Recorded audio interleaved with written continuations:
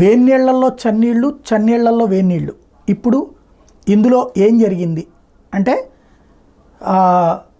పవన్ కళ్యాణ్ చంద్రబాబు పొత్తు అప్పుడు చాలామంది జనసేనలో వాళ్ళే వద్దన్నారు.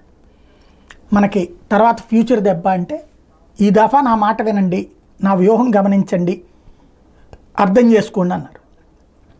గౌరవప్రదమైన స్థానాలు అన్నాడు పవన్ కళ్యాణ్. చివరికి 24 ఇచ్చినప్పుడు చాలామంది విభేదించారు.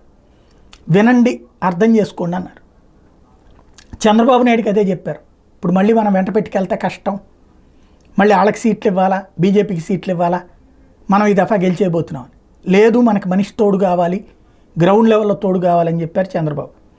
తమ పార్టీల వాళ్ళని ఇద్దరూ కన్విన్స్ చేశారు. ఈవెన్ లోకేష్ బాలయ్యల్ని పక్కన పెట్టి కూడా ప్రచారం మొత్తం పవన్తో కలిసి తిరిగారు చంద్రబాబు. ఆ ఇద్దరు ఒకళ్ళనొకళ్ళు పూర్తిగా నమ్మారు. ఆ నమ్మకానికి ఫలితం ఇవాల్టి ఫలితం, ఈ స్థాయి విజయం. వాళ్ళిద్దరికీ మైండ్లో ఉన్నటువంటిది సాధ్యమయ్యింది. కాబట్టి వాళ్ళిద్దరూ తెలివిగల్లోళ్ళు అన్నటువంటిది అర్థమైంది.